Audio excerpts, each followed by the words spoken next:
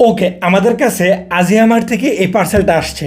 এই যে দেখেন, এখানে লেখা আছে azihamar.com, সাথে তাদের হোয়াটসঅ্যাপ নাম্বার, ঠিকানা ইত্যাদি ইত্যাদি। চলেন আমরা এটা আনবক্সিং করি এবং দেখি এটার মধ্যে আসলে কি আছে। আমরা আসলে প্রোডাক্ট আনবক্সিং করার জন্য তেমন কিছু পাই না, যার কারণে এই যে দেখেন আমাদের ব্লেডটাও জং ধরে গেছে। তো আপনারা মাঝে মাঝে কিছু পাঠাইবেন, পাঠাইলে আমাদের ব্লেডটা একটু দাঁত থাকে।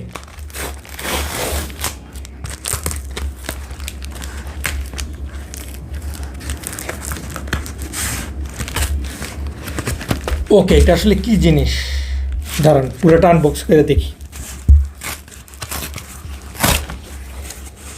বক্সটা তো সুন্দর ছিল, কিন্তু আমার আসলে এত ধৈর্য থাকে না। ওকে, কি ব্যাপার, এটা আবার কি? ও, এটা তো একটা ম্যাপ দেখা যাইতেছে। আচ্ছা, সাথে আর কি কি দিছে? আচ্ছা, এগুলো খুব সম্ভবত মেনু কার্ড। আচ্ছা, এটা মূলত হচ্ছে একটা পেজেল, ওই যে আমরা মিলান্তিস বলতাম না সেটা। তবে এটা হচ্ছে আমাদের বাংলাদেশের ম্যাপের পেজেল।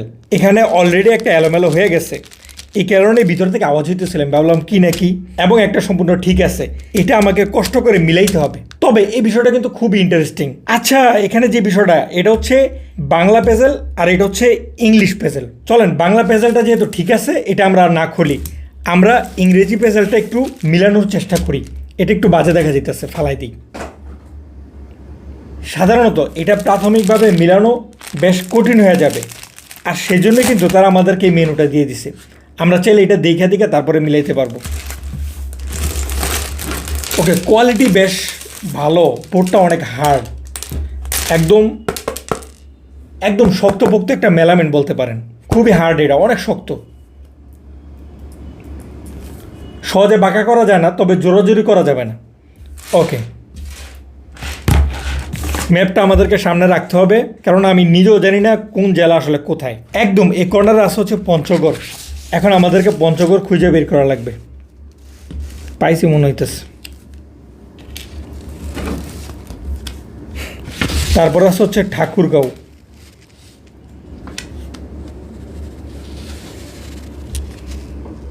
তারপরে এই পাশে আছে হচ্ছে দিনাজপুর। দিনাজপুরটা একটু বড় দেখা যাইতেছে। হ্যাঁ, এই যে দেখছেন, আসলে ম্যাপ দেখলে বোঝা যায় দিনাজপুরের সাইজ কতটুকু।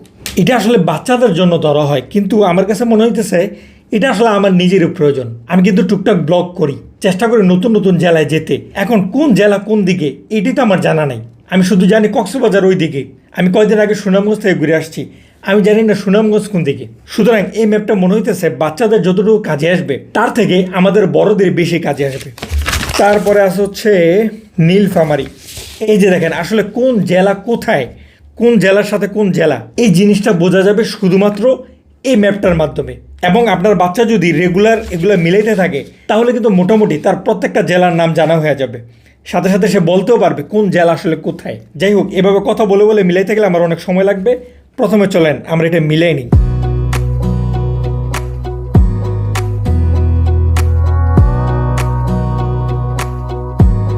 Wanna clear a bottle of Cabernet, wanna stay home, not even drink. আচ্ছা, আমি প্রথমে মনে করছিলাম নারায়ণগঞ্জ হয়তোবা মুন্সিগঞ্জের থেকে অনেক বড় হবে, কিন্তু বাস্তবে দেখা যেতেছে মুন্সিগঞ্জ বড়, নারায়ণগঞ্জ কিন্তু ছোট। এ হচ্ছে মুন্সিগঞ্জ, এ হচ্ছে নারায়ণগঞ্জ।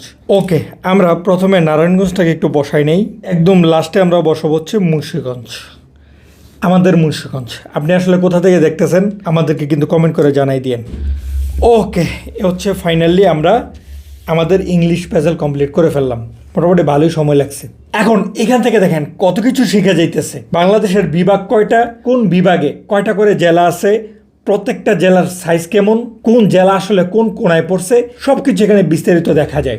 এখন সিদ্ধান্ত আপনার, আপনার বাচ্চার হাতে মোবাইল দিয়ে রাখবেন নাকি এটা ধরাই দিবেন, এই টাইপের খেলনা দিবেন, তাহলে সে অনেক কিছু শিখতে পারবে। এটা শুধুমাত্র আপনার বাচ্চার জন্য না, আমি মনে করি আপনি নিজেও অনেক কিছু এখান থেকে শিখতে পারবেন। এটা আপনারা অর্ডার করতে পারেন azihamar.com অথবা তাদের হোয়াটসঅ্যাপ নাম্বার আমরা স্ক্রিনে দিয়ে দিতেছি।